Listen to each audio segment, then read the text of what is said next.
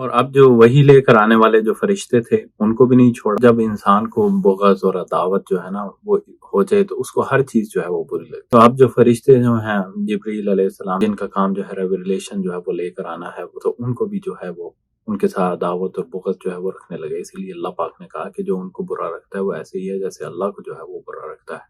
ہاں بھائی، ان کا کیا قصور ہے، وہ تو معمور ہے. ان کو صرف یہ تھا کہ اسماعیل علیہ السلام کے پاس کیوں چلے گئے، اسحاق جو ہیں ان کے پاس جو ہے وہ کہ مطلب یہ بھی کوئی چیز کرنے والی. آفٹر آل دس جو ہیں وہ دونوں جو ہیں بنی اسرائیل جو ہیں یعقوب علیہ السلام کو جا کر ان کی چین جو ہے وہ مل جاتی ہے.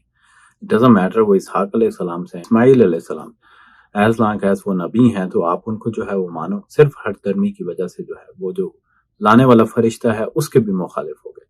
اور اس کے بعد جو انبیاء ہیں ان کے ساتھ انہوں نے کیا کیا. سلیمان علیہ السلام بڑے نبی ہیں جو ان کے دور کے اندر جو ہے وہ آئے بعد میں، تو ان کو کیا کہا انہوں نے، ان کے اوپر جو ہے سحر کی جو ہے تہمت لگائی، یہاں تک کہ اللہ پاک کو بولنا پڑا وما کفر سلیمان ولکن الشیاطین. اللہ پاک کو جو ہے سلیمان علیہ السلام کا ڈیفینڈ کرنا پڑا، اور اللہ نے کہا کہ سلیمان نے سحر کر کے یا جادو کر کے کسی قسم کا کفر نہیں کیا، بلکہ وہ شیاطین تھے جو یہ کفر کا کام بابل جو ہے بیبلونیا جو ہے اس کے اندر جو ہے وہ کرتے. اور اس کے علاوہ جو انہوں نے بہتان اور الزام تراشی جو ہے انبیاء کے اوپر کی، وہ کسی طرح سے چھپی ہوئی جو ہے نہیں ہے. تو لوط علیہ السلام سے کہا کہ انہوں نے نعوذ باللہ اپنی ہی بیٹیوں سے جو ہے وہ اڈلٹری کی اور شراب پی.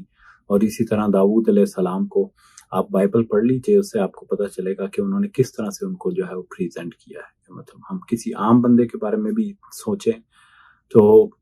قباحت جو ہے ہمیں ہو، وہ انہوں نے انبیاء کے اوپر جو ہے کیا. اس وجہ سے انبیاء ایسی چیزیں لے کر آتے تھے جو وہ کام اور کرتوت کرتے تھے، کارستانیاں کرتے تھے، اس کے مخالف ہوتی تھی. اور موسیٰ علیہ السلام سے کس طرح کا انہوں نے ٹھٹا مذاق کیا ہر جگہ کے اوپر. جب آپ کو پتہ ہے وہ ایک بڑا قصہ ہوا جس کے اندر جو ہے جس کے نام کے اوپر سورہ بقرہ ہے، بقرہ جو ہے گائے کو کہتے ہیں، اور گائے کا قصہ ہوا. قصہ ایسے تھا کہ وہاں پر ایک شخص جو ہے اس کو کسی نے قتل کر دیا، اور قتل کرنے والے نے کسی اور کے اوپر الزام لگا دیا. اور وہ قتل کرنے والا قاتل جو تھا وہ چونکہ رشتہ دار تھا اور وہ وراثت اس کو ملنی تھی اس مقتول سے، اس وجہ سے اس نے کچھ قتل کر کے جلدی سے وراثت لینی چاہیے. تو یہ معاملہ جو ہے قضیہ جب پہنچا کس کی طرف کا، تو موسیٰ علیہ السلام کی طرف. انہوں نے اللہ سے دعا کی، یا اللہ مجھے کوئی راہ دکھلا. مطلب موسیٰ علیہ السلام جو ہے غیب کا علم نہیں جانتے تھے. انہوں نے کہا یا اللہ مجھے کوئی راہ دکھلا جس کی وجہ سے جو ہے ناحق خون جو ہے وہ نہ بہے اور مجھے اصل جو ہے قاتل وہ مل جائے. تو اللہ پاک نے کہا کہ کوئی گائے جو ہے اس کو لو، اس کو ذبح کرو، اور ذبح کرنے کے بعد اس کا جو ٹکڑا ہے گوشت ہے وہ کسی اس مقتول کو، مرنے والے کو لگاؤ، وہ خود اٹھ کر بتائے گا کہ مجھے کس نے قتل کی.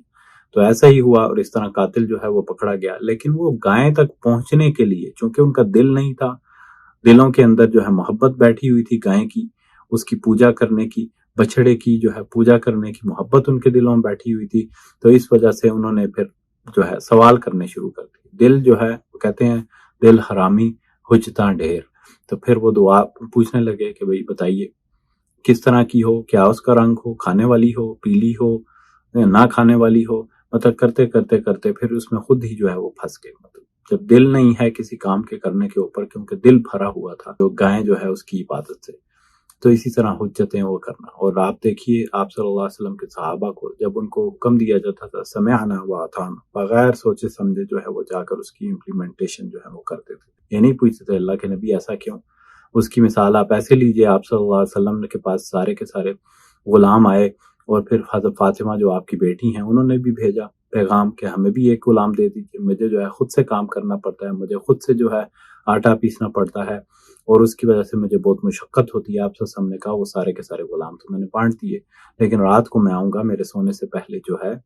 میرا انتظار کرنا. تو آپ گئے، حضرت علی بھی تھے، حضرت فاطمہ بھی تھی. آپ نے ان کو کیا کہا، 33 دفعہ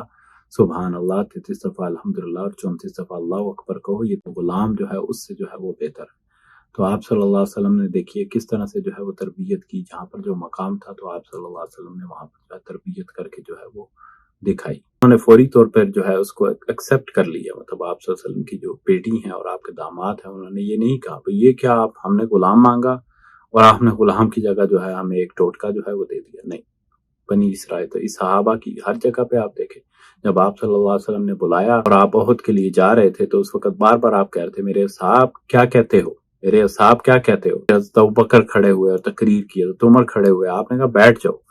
اور پھر انصار جو ہیں جو کہ آپ کو لے کر آئے تھے مدینے کے اندر وہ کھڑے ہوئے، اور انہوں نے کھڑے ہونے کے بعد پھر سپیچ کی، یا رسول اللہ ہم بنی اسرائیل کی طرح نہیں ہیں،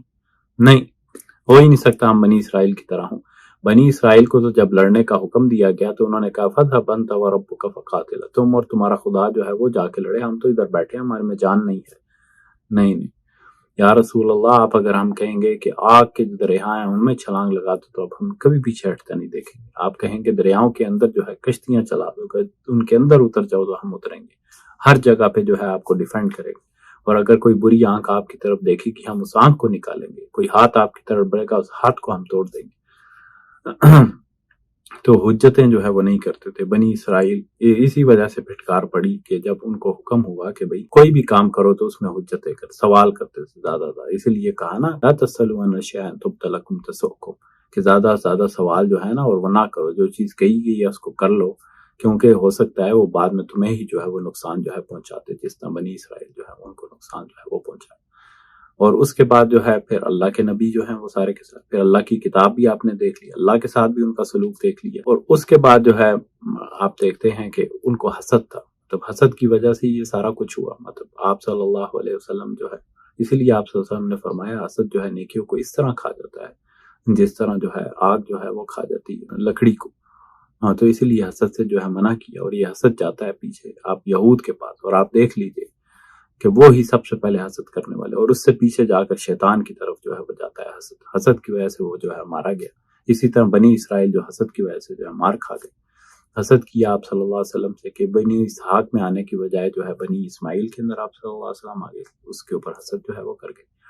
اور اس کے بعد جو ہے آپ نے دیکھا جیسے بچڑا جو ہے اس کی پوجا انہوں نے کی، مطلب دل کے اندر بھری ہوئی تھی، اور جب اللہ پاک نے نجات دی فرعون سے اور جانے کے بعد وہاں پر جو ہے جا کے بچڑے کی پوجا جو ہے وہ شروع کر دی، اور اس کے بعد جب آپ دیکھتے ہیں کہ ان کا عروج آیا اور عروج کے اندر انہوں نے طغیانی کی اور اس کے بعد محکوم ہو گئے، پھر اللہ پاک نے ڈیسائیڈ کیا کہ اب جو ہے بنی اسرائیل کو چھڑایا جائے، موسیٰ علیہ السلام کو بھیجا، موسیٰ علیہ السلام نے 9 معجزات دکھائیے، اور اس کے بعد فرعون جو ہے اس سے کہا کہ بھئی اب مجھے بنی اسرائیل کو دے دو، میں ان کو لے کر چلا جاتا ہوں، بنی اسرائیل کو لے کر چلے گئے تھے، سامنے دریا آ گیا اور پیچھے سے فوجیں آ گئی ساری فرعون کی، تو اس موقع کے اوپر جو ہے مطلب ان کی ہمت دیکھی بنی اسرائیل کہ وہاں پر جو ہے بالکل ہمت جو ہے انہوں نے چھوڑ دی، اور پھر موسیٰ علیہ السلام کو بلیم کرنے لگے کہ موسیٰ تم نے تو مروا دیا، تمہارے اور تمہارے خدا نے ہم مروا دی، موسیٰ علیہ السلام نے کہا قال کلا، اللہ کے نبی تھے، کہا نہیں ہو ہی نہیں سکتا، اللہ پاک نے میرے سے وعدہ کیا ہے، تو پھر جب آسام آ رہا تو پھر وہ کھل گیا اور سارا کے سارے پار لگ گئے، اور جب فرعون جو ہے اس کے اندر گیا اللہ پاک نے ساروں کو غرق کر دیا۔ تو اگر آپ کا کوئی اینیمی ہو اور آپ کے سامنے جو ہے اس کو موت کے گھاٹ اٹھائے تو پھر مطلب آپ کو کتنی جو ہے وہ خوشی ہوتی ہے، تو ان کو اس سے بڑی بلیسنگ ہو ہی نہیں سکتی تھی کہ ان کے اوپر جو مظالم ڈھانے والا ہے اور ان کی عورتوں کو یوز کرنے والا ہے، ان کے بچوں کو قتل کرنے والا ہے، اس کو اللہ پاک نے سامنے آنکھوں کے جو ہے غرق کیا، مطلب اس سے بڑھ کر وہ شکرانہ تو ان کے پاس ہونا ہی نہیں چاہیے تھا، لیکن جب وہ صحرا کے اندر گئے اللہ پاک نے بادلوں سے ان کو سایہ دیا،